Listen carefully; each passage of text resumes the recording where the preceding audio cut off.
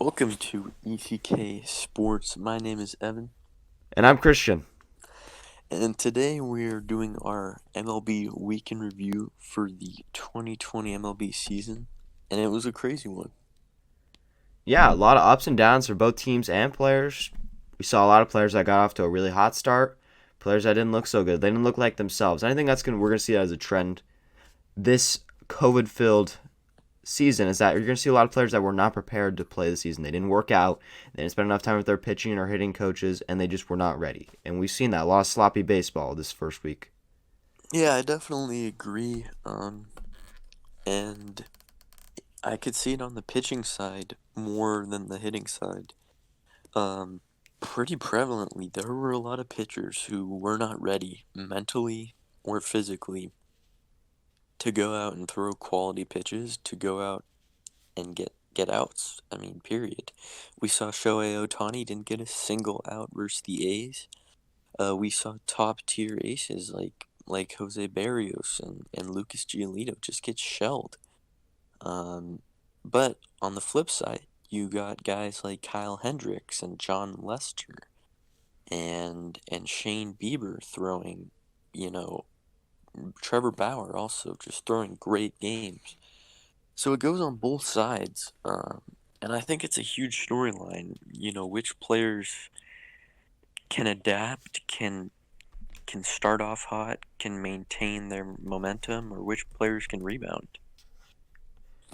Yeah, I think it is going to be an interesting storyline the whole year to see how teams progress with this season and how players are still going to find a way to bounce back even after they have a cold start or they have a really hot one, how they'll continue that. It's just going to be hard in such a short season because every game really does matter. Every game mattered before, but every game just matters so much more now. And, I think And teams if like the Dodgers splitting the series with the Giants could mean a whole lot in the end and getting a home field advantage in the World Series. Things like that. I know that's thinking ahead, but those are games that some teams like that cannot afford to lose. Yeah, and I think one thing we've learned, or I think one thing I've learned especially, is that I didn't realize how compact the standings were going to be, and I know it's just after 1 week. But I just feel like going into the latter half of the year, I think the standings are going to be really tight in all divisions because it's 60 games, there's not much time to separate from the pack. And, right now in baseball, pretty much everyone's, around 500. It's pretty even. Yeah, I think we're going to see a lot of teams that should make the playoffs, and they won't. I Yep. just remember the Nationals last year, the World Series champs, reigning World Series champs. They Yep. started out their season 27 and 33 in their first 60 games. That's Yep. not a playoff team by any stretch. Even with the expanded playoffs, I still don't think that's a playoff team. That's The just Mariners crazy to started think 13 about. and 2 last year. Yeah. Yeah, I Just some food for thought. it's going to be a crazy season. It's going to be impossible to predict what's going to happen, who's going to win the World Series. People claim that there's a clear winner, team with a better roster. I don't think that's really going to determine who's going to win this World Series. I think it's going to who gets hot at the right time, who gets cold at the wrong time. I think in the I end that's what's going to determine it. I agree. I think it's who gets hot, but who stays healthy, who Yeah. can maintain a team. If you look in Florida today, can the Marlins even field a roster? That's a huge question mark. Teams have got to be careful. Um, Yeah, who can stay healthy? yeah, I agree. I thought they contained it really well, though, postponing any sort of game that the Marlins had, or the Phillies and the Yankees game, postponing that was critical because obviously the Phillies players had contact with those Marlins players. And thank God none of the Phillies tests came back positive. I think the MLB did a great job of containing that. However, the one piece of criticism that I've been hearing about the MLB was that they don't have a bubble system like the NBA does, and I think that's impossible. It's Obviously, impossible. it's impossible. The roster is too big. The field is too big. I think it's absolutely ridiculous to criticize the MLB. I think they've done a great job with what they have done, and I think this is the one time we'll actually say Rob Manfred actually did a good job with this. Yeah, one thing about the bubble system, we're about a week in. Um, if 1 ounce of the virus gets in the bubble system, the whole foundation Yep. collapses. Yep. And I think that's what people don't understand. The bubble's a high risk, high reward type of, expansion to the league. I think what baseball has is pretty steady. I think one thing I don't like is how long the tests take to come back. I Yeah. think that's a But problem. that's a different thing. That's something MLB cannot control. Yeah, right. But I think they did a good job, good damage control. Now I feel terrible for the Marlins. It's not a great situation. Um, but it's good to hear that most of them are asymptomatic, unaffected. Um, Yeah, that's we're gonna see the majority of players are. They're all in the best shape of their lives. They're some of the greatest people in shape in the world. The professional athletes, they if they have symptoms, that's a mhm. concern. I don't think any player in the MLB is gonna be prone to COVID-19 or anything of that matter. I don't think that's. We've seen Yeah, that in basketball. Like almost every player that has tested positive, they've had no symptoms, and it's gonna be or like that in the MLB as or well. football. Yeah, yeah. It's not gonna affect these 25-year-old, Yeah, workout machines. Right? They're gonna be fine. Um, but player safety should be prioritized. And I like what they did. But going back to the point, I think health is gonna be key. And a new development came out opening day that kind of shocked me. The playoff format. What are your initial thoughts about that? honestly, I don't know. I feel like I have to see another couple weeks of the season to see like what teams are gonna be like in this huge playoff format now. Like what like teams like why are they in there or how are they not in there? I don't know how to feel about it yet because it's just so different and it's so out there. It's so radical. I think it's either gonna flop or bust. I think it is because right now it's sounding like the NBA playoff format, and I think too many teams make the playoffs in the NBA, in my opinion, and I don't want too No, I many teams to agree. make.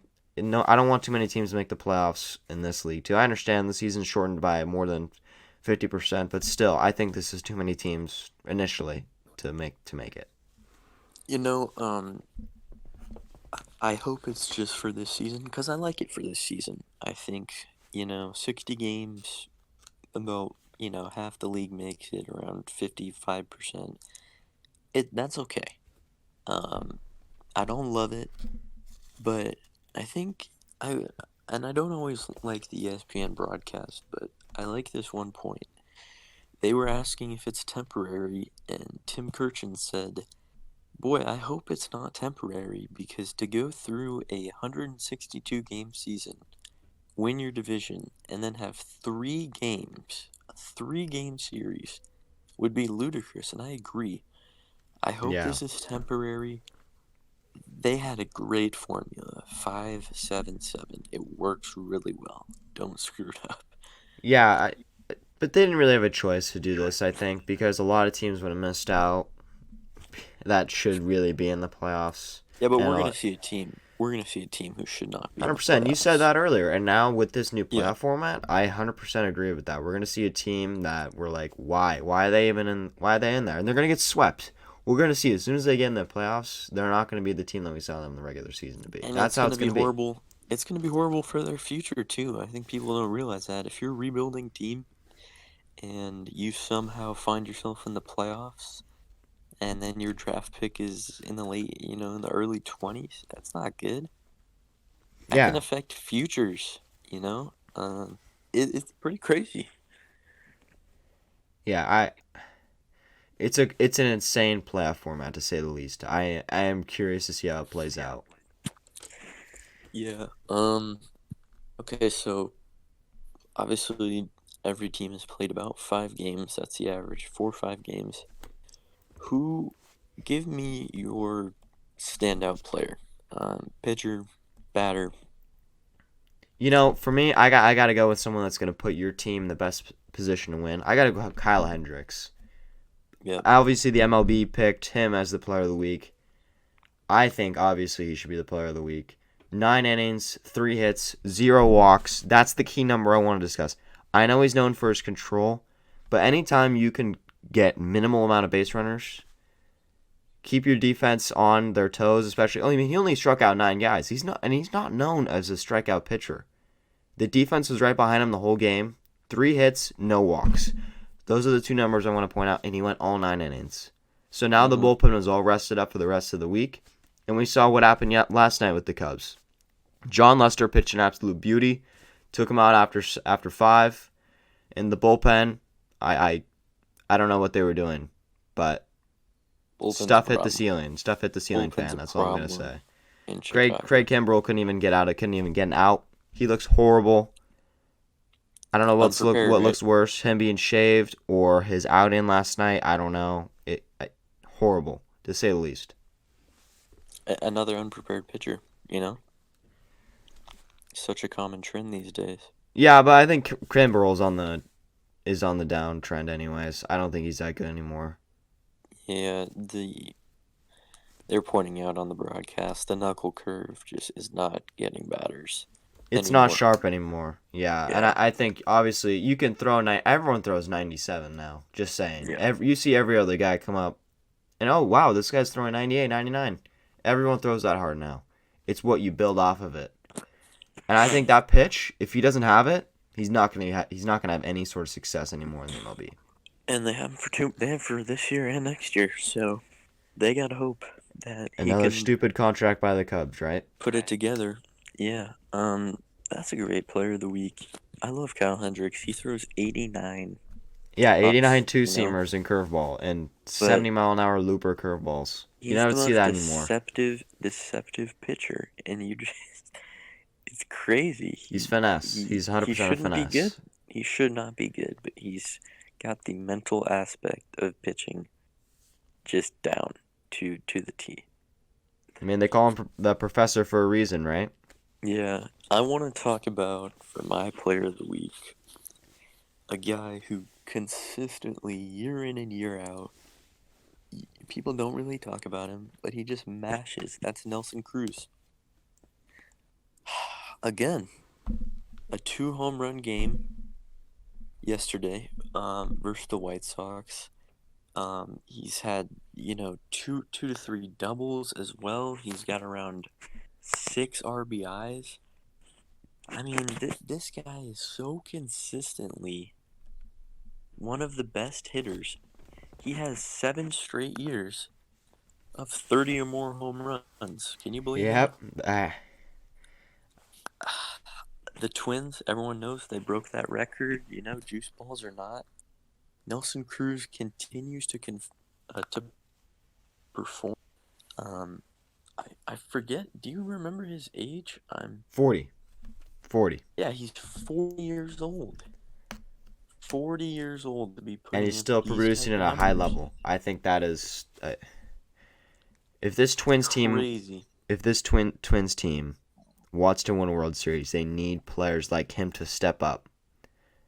Yep. 100%. 3 home runs. 3 home runs in 4 games. Ludicrous. It's absurd. The defense, him only being a DH is a problem, but if you produce those numbers, it doesn't matter where you play or how bad your defense is. They'll find a way to put you in the lineup. It's a short season. I think we're going to see some funny MVPs. I think we're going to see some weird ones. I really do, just because I think someone's going to get hot. So I have a question. Actually, I have a question to ask you first. Yep. Say a few years from now, in a Hall of Fame consideration for, say, someone like Nelson Cruz, and you see he won the MVP or he won something like the Triple Crown, would you consider that in his Hall of Fame consideration? I would not. You would not? Just like this whole season has an asterisk on it, in your opinion? Not for championships. Not for championships, just for player stats. For MVP, if it was 162 games, there's not a chance that Nelson Cruz would get MVP. And that's just realistic, right? I feel like the 60 game does have an asterisk. Do you feel a certain way about that? For player stats, 100%. But I agree with what you said. The championship, it's going to be a tough 60 game season. I think whoever comes out on top, they still Yeah, deserve to be the 2020 World Series champions. No asterisk. 100%. they do, and fans, social media warriors will always say no. You know, if their rivals wins, everyone's gonna discredit the championship unless it's your team. Right, I feel obviously. like that's how it's gonna be. But they're gonna deserve it. 60 games, I would argue it's good for the teams who aren't as good. It's good for the weaker teams, but for the stronger teams, this is a nightmare. They have Yeah. no chance of separation. One thing, you brought up the Dodgers earlier, how they're, the most talented roster we've seen in 10, 15 years, I think.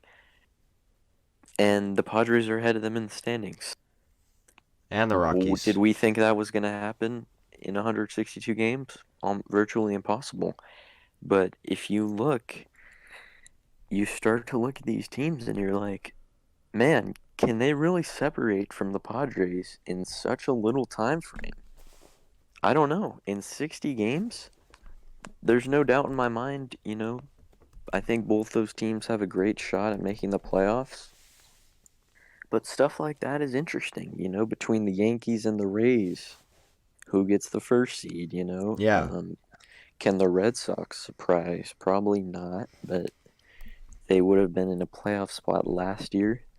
The Mariners starting with 2 wins. Can they come out of nowhere?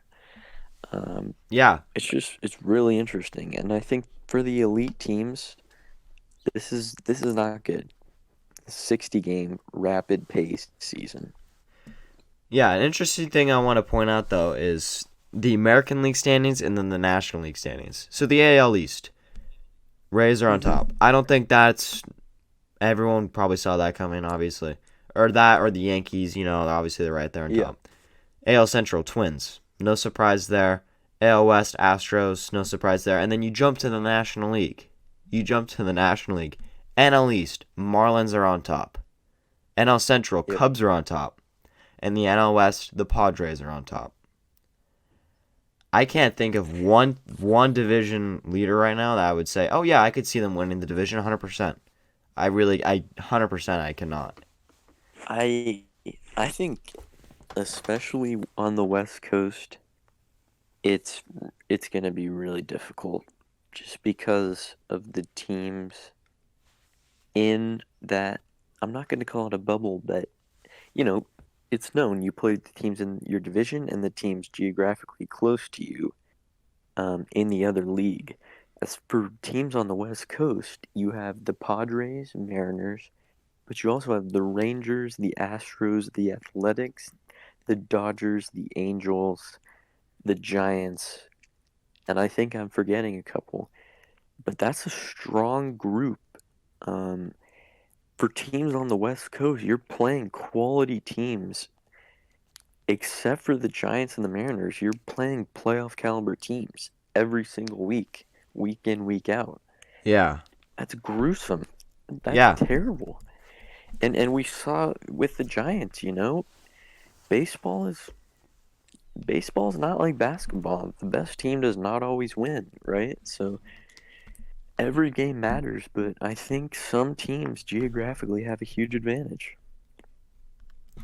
Yeah, I just so many different factors play into such a short season. There's so Yeah, many no, it's disadvantages crazy. and advantages for every team.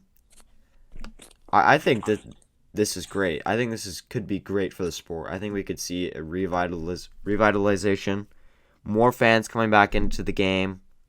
I It could be either really bad or really good. First week was sloppy. I think the next week is going to start picking up. We're going to see better defense. We're going to see better hitting, more disciplined hitting. We're going to see Boy, more strikes thrown by pitchers. defense was bad.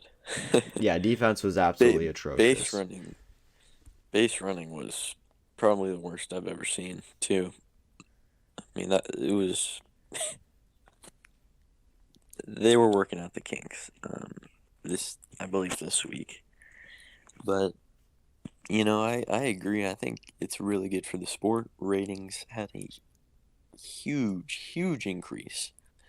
Opening day especially. I mean, kind of anticlimactic to end on a rain delay, but Yeah, I mean, that's kind of some baseball. symbolism. Put up Manfred in the booth, and then there's lightning behind him. It was pretty funny. 2020 in a nutshell, right? Yeah. I think Some one thing we can all be underlying. thankful for is that baseball's back, though. Yeah, 100%. and for all the flack he gets, and he's not a good commissioner. No. Objectively, like he's not a good commissioner, but I think they've done a pretty good job. Um, you gotta understand the Marlins outbreak. It was a little careless on the Marlins and Phillies. They had three positive already. Jorge Alfaro and two others, and both teams agreed to play. Yeah. So, in my opinion, that's your starting catcher. I can't.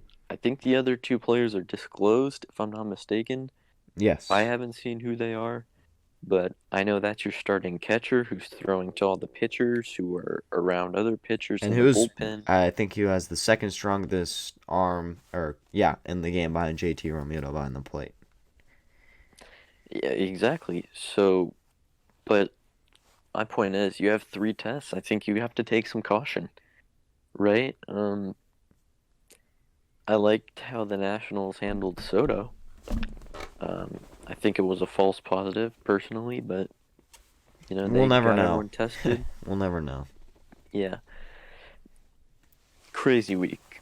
And it's gonna be crazy every time we do this week in review, and we every week we're gonna post it, and there's just gonna be new stuff to talk about, and it's got me so engaged in the sport. I'm watching more games than I ever have because it's so unpredictable. Yeah. Because teams like the White Sox, teams that everyone said, oh, in 2, 3 years they could make the playoffs.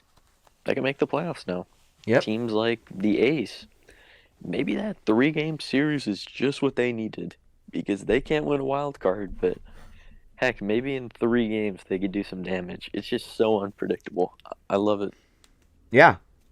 I'm excited. I'm excited to see how the rest of the season plays out. I'm excited to do this every week as well. Yep. Yeah. And is there? Go ahead. Go ahead. No. I think that this is the perfect way to summarize what has happened this week. Yeah. I really have nothing else. I'm just excited to watch this week. See how the game flows. See if it's a little less sloppy. Yeah. I mean, I'm excited for the next 3-game series with the Dodgers and Astros. That's much watch baseball. Yeah. You have to be watching that. I know Game 2 is going to be on ESPN. That is a much watch series, Dodgers and Astros. I And I think really the want the Dodgers. Dodgers to put the hurting on them. I really do. Not just as a Dodgers fan, but just as an MLB fan in general. Everyone does. Yeah. I'm a Giants fan. I would like to see. I don't think the Dodgers are going to do it because it doesn't fit their style, but I'd like to see Bregman get hit. I'd like to see Altuve. Um, obviously I don't want them to get hurt, but just a nice little, 80-mile-an-hour fastball because they got to understand that they are the outsiders of MLB right now. We don't forgive what happened. Yeah. No one The will. integrity of the sport was lost.